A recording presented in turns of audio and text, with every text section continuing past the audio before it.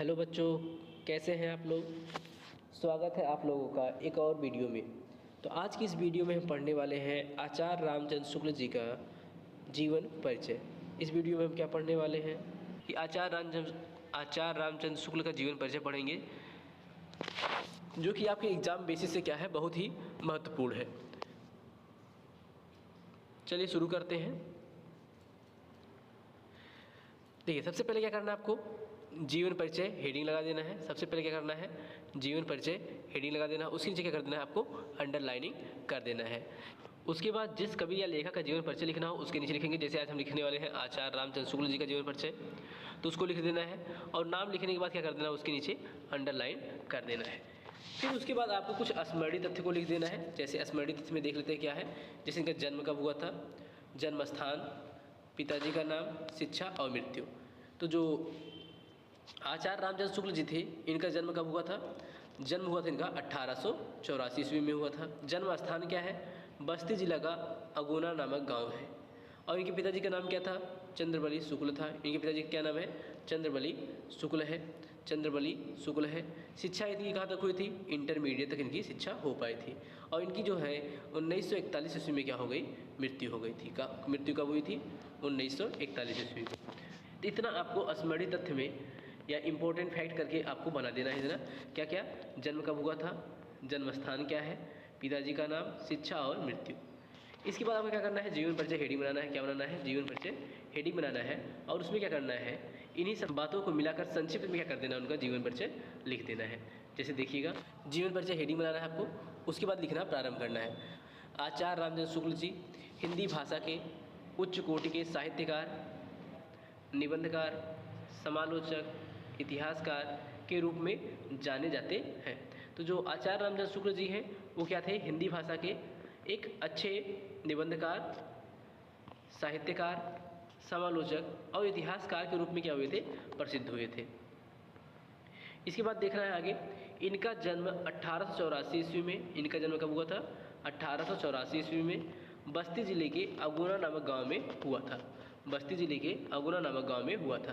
तो ध्यान रखना है आपको, जहां इंपॉर्टेंट बातें आती हैं, जैसे इनका जन्म हुआ, तो जन्म कब हुआ था, 1884 में। तो इसको आपको क्या करना है, दूसरी कलम से या तो लिख देना है या उसके नीचे क्या कर देना, आपको अंडरलाइनिंग कर देना है।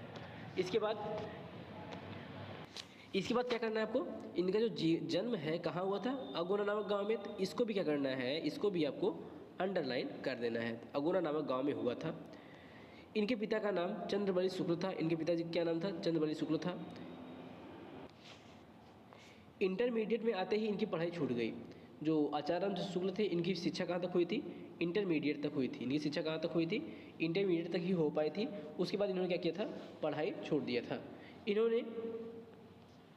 इन्होंने आचार्य रामचंद्र शुक्ल जी ने क्या किया था, इन्होंने उर्दू, फारसी, अंग्रेजी आदि भाषाओं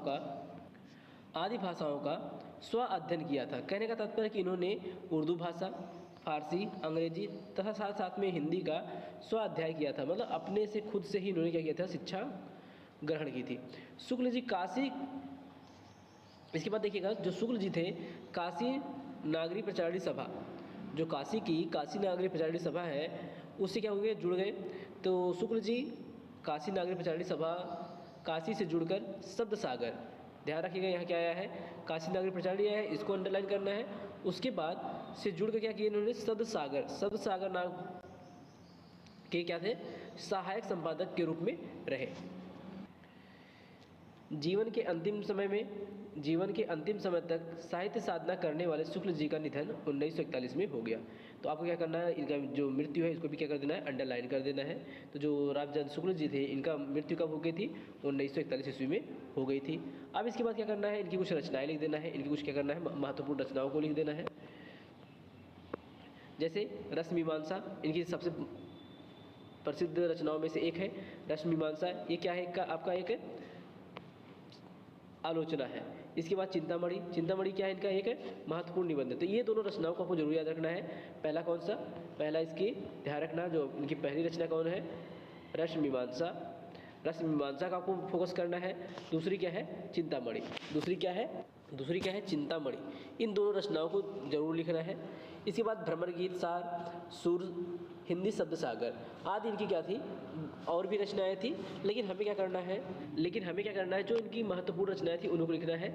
जैसे रसमीमांसा हो गया, चिंतामणि हो गया, भ्रमर गीत सार हो गया, सुर हो गया, हिंदी शब्द सागर हो गया। यदि आप क्या करते हैं, ऐसे हेडिंग बाई हेडिंग को लिखते हैं और जो इम्पोर्टेंट फैक्ट है उसके नीचे अंडरलाइन करते हैं, अंडरलाइन करके लिखते हैं, या उसको क्या करते हैं, अच्छे से लिखते हैं, फोकस करके लिखते हैं, तो क्या होगा, एग्जामिनर आपको फुल का फुल नंबर देगा। 5 नंबर का है तो आपको 5 नंबर पूरा इस पर क्या हो जाएगा, मिल जाएगा।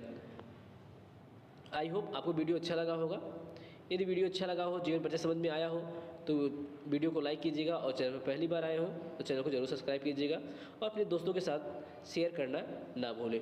धन्यवाद।